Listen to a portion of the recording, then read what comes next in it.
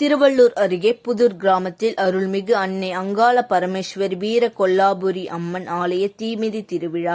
200க்கும் மேற்பட்ட பக்தர்கள் தீமிதித்து நேர்த்திக்கடன். திருவள்ளூர் மாவட்டம் திருத்தணி அருகே புதூர் கிராமத்தில் திரௌபதி அம்மன் கோவிலில் தீமிதி திருவிழா கடந்த 24ஆம் தேதி கொடியேற்றத்துடன் துவங்கியது.